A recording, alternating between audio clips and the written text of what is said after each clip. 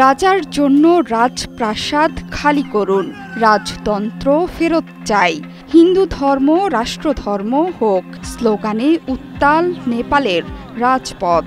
গণতন্ত্র ছেড়ে রাজতন্ত্রে ফেরার এসব স্লোগানে টালমাটাল অবস্থা এখন নেপালে। দেশকে আবারও হিন্দু রাষ্ট্র ঘোষণার দাবিও উঠেছে জোরে সোরে।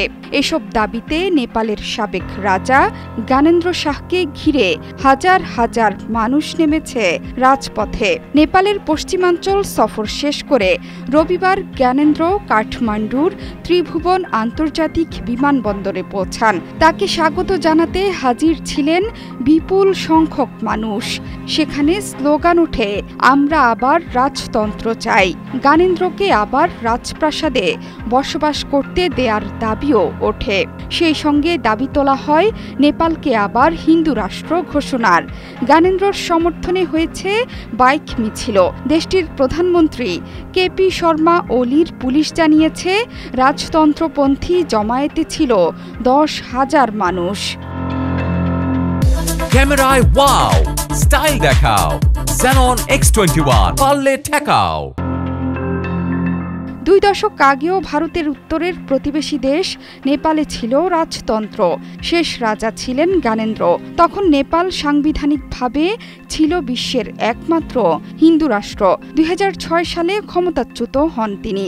এরপর 2008 সালের মে মাসে সংবিধান সংশোধন করে 240 বছরের পুরনো রাজতন্ত্র ভেঙে নেপালে প্রতিষ্ঠিত হয় গণতান্ত্রিক শাসন ব্যবস্থা। 2015 সালে অনুমোদিত হয় নতুন ধর্মনিরপেক্ষ সংবিধান।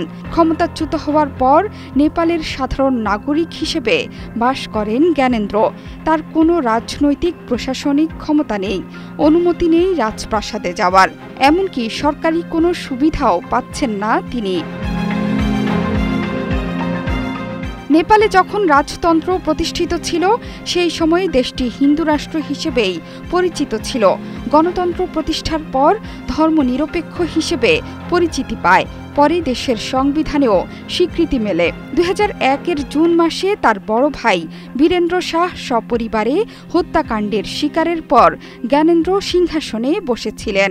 রাজনৈতিক অস্থিরতা এবং মাওবাদী সমস্যার সমাধানে 2005 সালের শেষে নেপালে গণতান্ত্রিক সরকারকে সরিয়ে ক্ষমতা হাতে নেন জ্ঞানেন্দ্র। তারপর দ্রুত সময়ের মধ্যেই তার বিরুদ্ধে জনবিক্ষোভ দেখা দেয়। 2008 সালে রাজতন্ত্রের বিলুপ্তি ঘোষণার পর থেকে অন্তত 13টি সরকার ক্ষমতা এসেছে, তবে মানুষের ভাগ্যের কোনো উন্নতি হয়নি বলে অভিযোগ রয়েছে।